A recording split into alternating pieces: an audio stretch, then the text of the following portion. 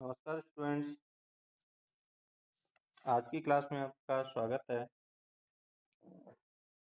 अधिगम के सिद्धांतों के बारे में हमारी श्रृंखला चल रही है, जिसमें हमने पिछले क्लासों में अधिगम के सिद्धांतों का अध्ययन किया है। आज हम एक बेहद महत्वपूर्ण सिद्धांत के बारे में अध्ययन करेंगे, अनुकूलित अनुक्रिया का सिद्धांत, जो कि आईपी पावलोव के द्वारा दिया गया था। देखिए, आईपी पावलोव रूस के निवासी थे और इस सिद्धांत 1904 में इन्होंने प्रतिपादित किया। इस सिद्धांत को विस्तार से आगे देखेंगे हम इसे। देखिए, इस सिद्धांत के अन्य नाम, इसे संबंध प्रतिक्रिया के सिद्धांत के रूप में जाना जाता है। परंपरागत प्राचीन अनुबंधन का सिद्धांत, प्रतिवादी या प्रतिस्थापक सिद्धांत, एस अनुबंधन का सिद्धांत, और सबसे जो पॉपुलर इसका नाम है शास्त्रीय अनुबंधन का सिद्धांत, और इसका इंग्लिश में क्लासिकल कंडीशनिंग थ्योरी के रूप में इसे जानते हैं।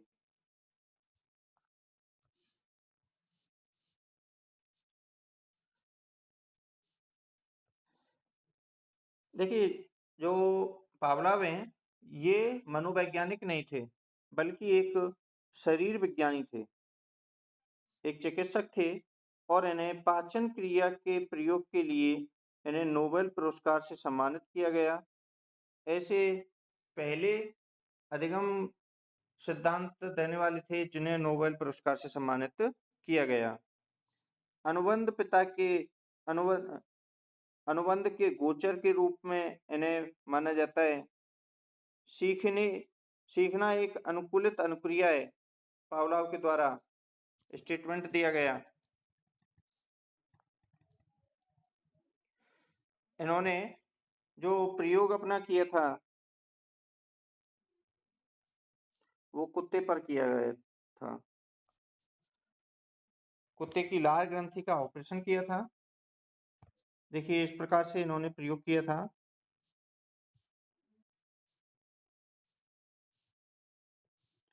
लार ग्रंथि का प्रयोग किया और इसे इस प्रकार से एक ब्रीफ केस में बंद किया। उसका संबंध सीधा इसके शरीर से संबंध स्थापित करके उसे इस प्रकार से प्रतिस्थापित किया था। ये पूरा पावलोव का प्रयोग है। अब इस प्रयोग में उन्होंने जो कुत्ते की लार का आना, भोजन को देखकर लार का आना स्वाभाविक प्रक्रिया है, उन्होंने क्या किया कि लार ग्रंथि इसमें फिट करके और सामने भोजन दिया जाता था। जब सामने भोजन दिया जाता है और भोजन को देखकर कुत्ते की लार का आना एक स्वाभाविक प्रक्रिया है, तो लार इसमें आ जाती। कुछ समय बाद पावलोव ने घंटी बजाई, फिर भोजन दिया, घंटी बजाई, फिर भोजन दिया, घंटी बजाई, फिर भोजन दिया। ये प्रक्रिया लगभग 20 से 22 दिन तक कुत्ते के साथ हुई।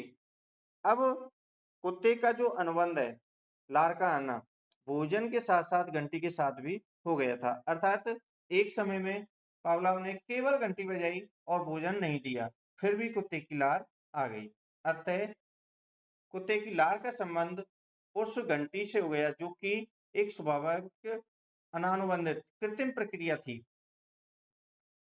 तो ये प्रयोग इन्होंने किया। इस प्रयोग को करने के बाद मुख्य रूप से इन्होंने सूत्र प्रतिपादित किए, उनको हम देख लेते हैं।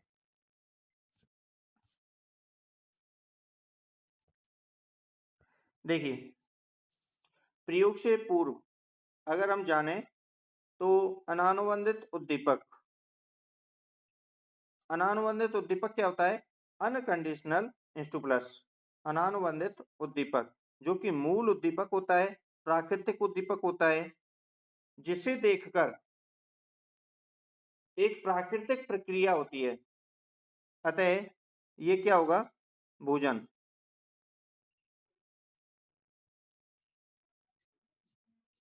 भोजन को देखकर कुत्ते की लार का आना एक स्वाभाविक प्रक्रिया है, और जब लार का आना होगा तो उस प्रक्रिया को बोलेंगे हम अनानुबंधित अनुक्रिया, अनकंडीशनल रेस्पॉन्स, यूसीआर। ये एक स्वाभाविक प्रतिक्रिया है, अर्थात मूल प्रतिक्रिया है। देखिए दोबारा से समझिए, अनानुबंधित उद्दीपक। अनानुबंधित उद्दीपक का मतलब होता है कि एक प्राकृतिक उद्दीपक जिसे देखकर हम स्वाभाविक रूप से प्रक्रिया करते हैं, क्रिया करते हैं। जैसे कुत्ते के सामने भोजन रखा, भोजन रखने पर उसका क्या आया? लार का आना। लार का आना, लार आ रही है तो क्या है? अनानुबंधित अनुक्रिया, यूसीआर, अनकंडीशनल रेस्पॉन्स। लेकिन सेकंड पोजीशन पे उन्होंने केवल घंटी रखी। घंटी क्या है? कंडीशनल इंस्टूप्लस, अनुबंधित उद्दीपक।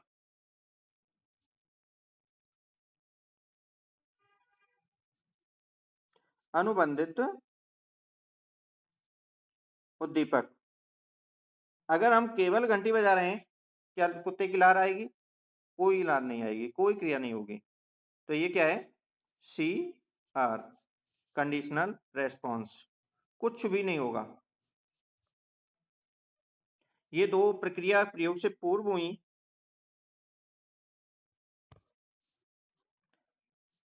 पहला तो भोजन को देखकर कुत्ते की लार का आना एक स्वाभाविक प्रक्रिया है। दूसरा, केवल घंटी को बजाकर कुत्ते के ना तो लार आई, ना उसने कोई प्रतिक्रिया दी। इसके बाद प्रयोग के दौरान क्या किया? अब पावलोव ने घंटी बजाई, घंटी के कुछ समय बाद ही भोजन दिया, अर्थात CS plus UCS, conditional stimulus plus unconditional stimulus. इन दोनों को एक साथ करने के बाद कुत्ते ने क्या रेस्पॉन्स दिया? उसकी लार आई, अर्थात अनकंडीशनल रेस्पॉन्स। घंटी बजाई, उसके तुरंत बाद भोजन दिया, अर्थात कुत्ते की लार आई, जो कि एक स्वाभाविक प्रक्रिया है। और यह प्रक्रिया कितने दिन तक चली? उसकी 20 से 22 दिन तक चली। अब 20 से 22 दिन तक लगातार ये प्रक्रिया चल रही है। घंटी बजाई, भोजन दिया, घंटी बजाई, भोजन दिया, घंटी बजाई, भोजन दिया, तो कुत्ते की लार का आना एक स्वाभाविक प्रक्रिया हुई। अतः 20-22 दिन बाद केवल घंटी बजाई, जो कि कंडीशनल स्टिमुलस, अनुबंधित उद्दीपक है। केवल घंटी बजाने के बाद घंटी से कुत्ते का क्या हो गया? अनुबंध। और घंटी की आवाज सुनते ही लार का आना प्रारंभ हो गया, अतः कुत्ते की लार आई। तो घंटी से उसका संबंध क्या हो गया? CR, कंडीशनल रेस्पॉन्स, जो कि स्वाभाविक प्रक्रिया ना होके एक कृत्रिम प्रक्रिया थी। तो इसमें देखिए, केवल घंटी बजाई और उसकी लार आई, CS equal to CR, conditional stimulus बराबर कंडीशनल रेस्पॉन्स। तो ये चीज अपने प्रयोग में पावलोव के द्वारा की गई। तो इनसे ये सूत्र प्रतिपादित हुए। अतः कुछ समय के बाद जब लगातार ये प्रक्रिया हुई तो घंटी से संबंध किसका हो गया? कुत्ते की लार का आना। अब देखिए, इसमें मूल उद्दीपक के प्रति जो क्रियाएं करते हैं उससे मिलती जुलती क्रिया अगर किसी कृत्रिम उद्दीपक मीन्स जैसे घंटी के साथ करते हैं तो वह अनुबंध कहलाता है। आए समझ में? जैसे मूल उद्दीपक क्या है? भोजन। भोजन के साथ साथ अगर कृत्रिम उद्दीपक के साथ हम क्रिया कर रहे हैं, कृत्रिम उद्दीपक क्या है? घंटी। अगर घंटी और भोजन दोनों साथ साथ में क्रियाएं कर रहे हैं तो जो रेस्पॉन्स मिल रहा है, लार का आना, उसके साथ घंटी के साथ लार का आना अनुबंध कहलाता है। जब मूल उद्दीपक साथ नहीं होगा, जैसे भोजन के साथ घंटी का ना होना, घंटी के साथ भोजन का ना होना, जब मूल उद्दीपक साथ नहीं होगा तो वह क्रिया भी कोई स्वाभाविक क्रिया नहीं करेगा या स्वाभाविक क्रिया नहीं होगी।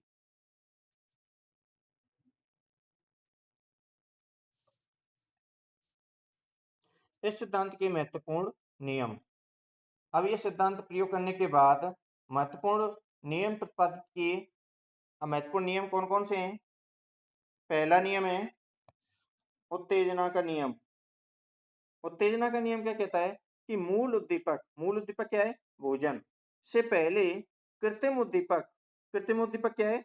घंटी को दिए जाने पर उसके प्रति अनुकूलित अनुक्रिया क्या है? अनुकूलित अनुक्रिया क्या है? लार का टपकना का होना उत्तेजन का नियम कहलाता है।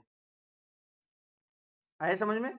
देखिए, मूल उद्दीपक से पहले कृत्रिम उद्दीपक को दिए जाने पर उसके प्रति अनुकूलित अनुक्रिया का होना उत्तेजन का नियम कहलाता है, अर्थात लार का टपकना।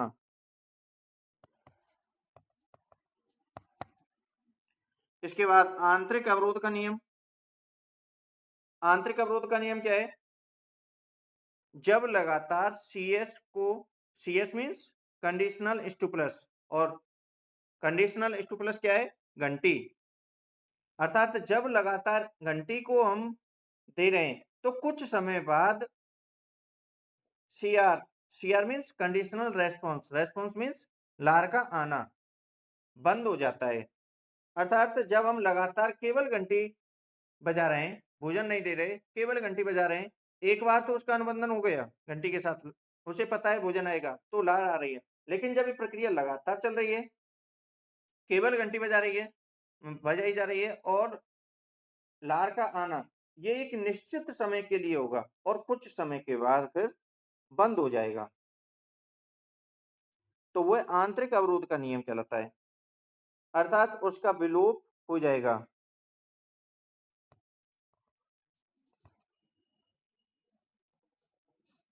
थोड़े समय के बाद केवल घंटी बजाने पर लार नहीं टपकती। इसके बाद स्वतः पुनर्लाभ। स्वतः पुनर्लाभ क्या है? विलोपन के कुछ समय बाद, जैसे एक घंटी बजाई जा रही है और लार नहीं आ रही, तो वो क्या है? विलोपन हो गया।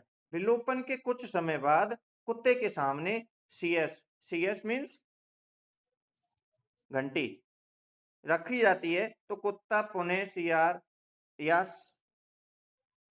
CR मीन्स लार का आना करता है। आया समझ में? स्वतः पुनर्लाभ का मतलब है कि विलोपन के कुछ समय बाद कुत्ते के सामने CS घंटी रखी जाती है तो कुत्ता पुनः CR लार टपकना प्रारंभ कर देता है। अब इसके बाद बाह्य अवरोध का नियम। बाह्य अवरोध का नियम है घंटी और भोजन के अलावा जैसे हम कोई भी कार्य करते हैं तो उसमें अन्य जो बाहरी आवाजें वो अवरोध पैदा करती हैं। अब कुत्ते को हम भोजन दे रहे हैं, उसे केवल घंटी बजाई जा रही है तो घंटी की आवाज सुनाई दे रही है, लेकिन घंटी के अलावा और भी बहुत सारी आवाज अगर उसे सुनाई जा रही हैं तो वो घंटी के साथ उसका अनुबंधन नहीं होगा, तो उसमें बाह्य अवरोधकों को रोकना चाहिए। इस नियम के द्वारा जैसे घंटी और भोजन के अलावा बाहर से आने वाली प्रत्येक आवाज बाह्य अवरोध का काम करेगी। इसके बाद उद्दीपक का सामान्यीकरण। उद्दीपक का सामान्यीकरण है कि मूल उद्दीपक क्या है? भोजन। मूल उद्दीपक के प्रति की जाने वाली अनुक्रिया को उससे मिलते जुलते अन्य उद्दीपक मीन्स जैसे घंटी के प्रति भी करना उद्दीपक सामान्यीकरण होता है। जैसे भोजन के प्रति लार का आना और कुछ समय बाद घंटी के प्रति भी लार का आना सामान्यीकरण का नियम है। जैसे एक अगर उदाहरण के माध्यम से समझे हम, जैसे एक बच्चे ने लाल रंग के गुलाब को छुआ तो उसका हाथ कट गया कांटे से, तो वह अब प्रत्येक लाल वस्तु या लाल रंग से डर जाता है। तो ये कौन सा नियम है?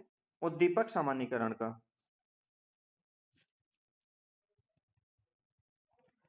इसके बाद उच्च कोटि अनुबंधन।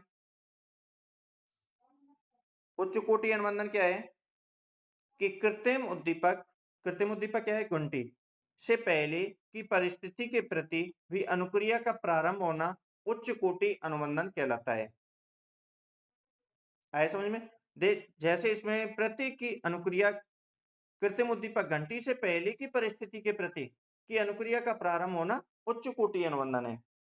देखिए जिसमें एक उदाहरण से मैं आपको समझा देता हूं। जैसे पावलाव का कमरे का गेट खोलते ही या लाइट ऑन करते ही लार टपकना। तो कुत्ते को पता चल जाता है कि जैसे कमरे का गेट खोला या लाइट ऑन की, अब भोजन मिलने वाला है, तो उसकी तुरंत लार का आना उच्च कोटि अनुबंधन है। इसके बाद विभेदन। विभेदन में जैसे मूल उद्दीपक व कृत्रिम उद्दीपक के मध्य अंतर करना या सीखना, उनमें अंतर करना और सीखना विभेदन कहलाता है। तो ये मुख्य रूप से महत्वपूर्ण नियम पावलाव के द्वारा दिए गए। चाहे तो इनको आप नोट कर लीजिए, मैंने जो बोले हैं। इसके बाद अनुबंधन के प्रकार। अनुबंधन के प्रकार क्या है? पहला है सहकालिक अनुबंधन। सहकालिक अनुबंधन क्या होता है कि जैसे घंटी व भोजन दोनों को साथ साथ होना, मतलब कोई भी अगर कार्य हम कर रहे हैं उसका साथ साथ कार्य करना सहकालिक अनुबंधन कहलाता है। अब इसमें अनुबंधन नहीं होगा क्योंकि दोनों साथ साथ हैं, एक साथ ही दिए जा रहे हैं, उसमें बिल्कुल भी अंतर नहीं है। इसमें संबंध स्थापित नहीं हो पाएगा क्योंकि ये अनुबंधन अच्छा नहीं माना जाएगा, क्योंकि इसमें दोनों ही भोजन और घंटी जब एक साथ दिए जा रहे हैं तो उसमें अनुबंधन हम नहीं कर पाएंगे। इसके बाद विलंबित अनुबंधन। विलंबित अनुबंधन है जैसे घंटी का प्रारंभ और अंत दोनों पहले होते हैं। जैसे हम कुछ समय भोजन से कुछ समय पहले घंटी बजाते हैं और घंटी का बजाने के बाद हम भोजन दे रहे हैं, तो वो विलंबित अनुबंधन होगा और यह अनुबंधन सबसे उत्तम माना जाता है क्योंकि इससे हम अनुबंध स्थापित कर सकते हैं। जैसे स्कूल में घंटी सुबह सुबह घंटी लगाई जाती है, बच्चे अपने आप समझ जाते हैं कि स्कूल का टाइम हो गया और प्रेयर करनी है। बोली नहीं जाती बच्चों से प्रेयर करनी है, जबकि घंटी लगने पर ही बच्चे अपनी प्रेयर ग्राउंड में आ जाते हैं। ये कैसा अनुबंधन है? विलंबित अनुबंधन है। इसके बाद अवशेष अनुबंधन। अवशेष अनुबंधन है घंटी व भोजन के समय में अंतराल अधिक होना। अब देखिए इसमें भी अनुबंधन होने में काफी कठिनाई आएगी। हम घंटी तो बजा दी लेकिन कुछ समय बाद अगर भोजन दिया जा रहा है तो इसमें अनुबंधन होने की संभावना बहुत कम होगी क्योंकि बीच में अंतराल ज्यादा है। इसके बाद पश्चिगामी अनुबंधन। पश्चिगामी अनुबंधन में मूल उद्दीपक भोजन के बाद कृत्रिम उद्दीपक घंटी का कुछ, जैसे भोजन पहले देकर घंटी बाद में बजाना। अब भोजन तो पहले दे दिया और घंटी बाद में बजाई जा रही है तो घंटी के साथ अनुबंधन नहीं होगा, वो बाद में की हो रही है। पेट भरने पर या बाद में घंटी बजाई जाने पर वो कोई भी क्रिया नहीं करेगा, तो ये सबसे बेकार अनुबंधन माना जाता है।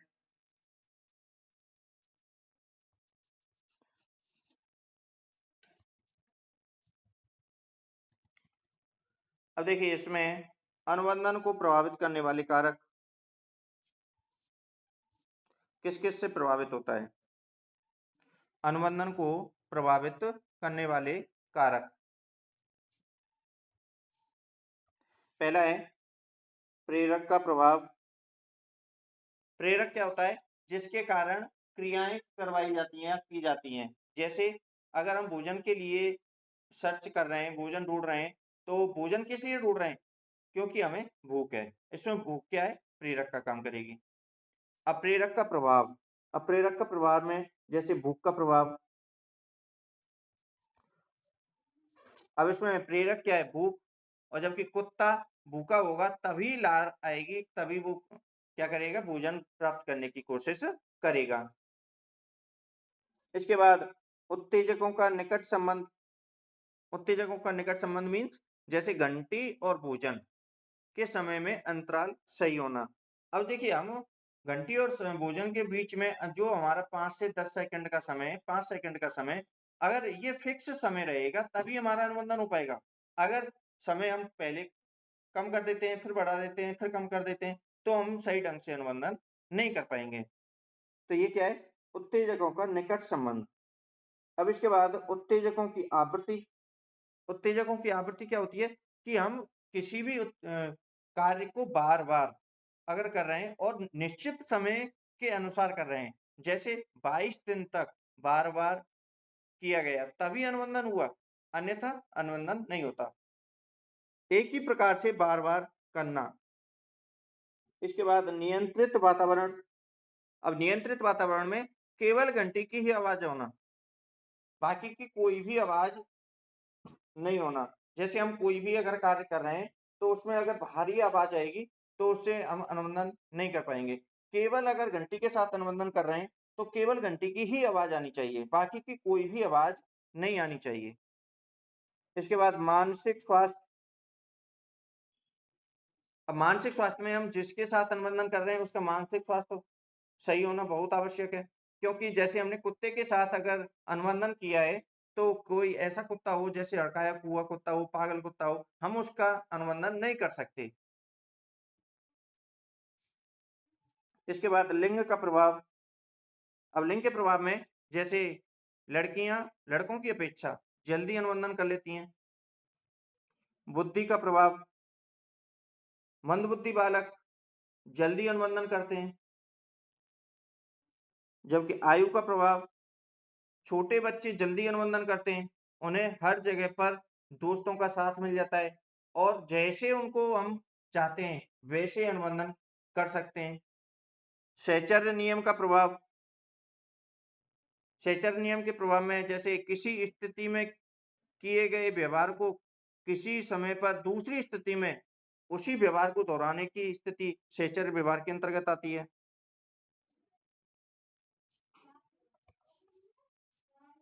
तो इसके बाद सिद्धांत की शिक्षा में उपयोगिता। अब इस सिद्धांत की हम शिक्षा में कैसे प्रयोग कर सकते हैं? पहला है जैसे भाषात्मक विकास में उपयोगी। हम बालक के भाषात्मक विकास में उपयोगी होता है ये सिद्धांत। अगला है बालक में भय या भ्रम को दूर करने में उपयोगी। बालक में भय एवं भ्रम को दूर करने में उपयोगी। जैसे वाटसन ने अपने बेटे अल्बर्ट नाम को बालक का खरगोश के साथ प्रयोग किया था, तो इसमें भय एवं भ्रम को दूर किया था। समूह निर्माण में उपयोगी। इसके बाद सकारात्मक अभिवृत्ति एवं मनोभावों का विकास करने में उपयोगी। बालक के मानसिक रोगियों का उपचार करने में उपयोगी। अच्छी आदतों के निर्माण करने में उपयोगी। यह सिद्धांत व्यवहार अनुशासन समायोजन सुंदर लेखन आदि बनाने में उपयोगी है और यह स्टेटमेंट दिया था क्रो एंड क्रो के अनुसार। इसके बाद संवेगात्मक अस्थिरता का उपचार करने में यह सिद्धांत उपयोगी है। तो ये मुख्य रूप से इन शिक्षा में इस सिद्धांत का ऐसे हम प्रयोग कर सकते हैं।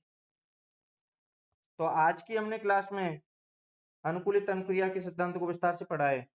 आप इसे दोबारा से रिवाइज करना। अगले सिद्धांत के लिए अगली क्लास में फिर से उपस्थित होंगे। तब तक के लिए धन्यवाद।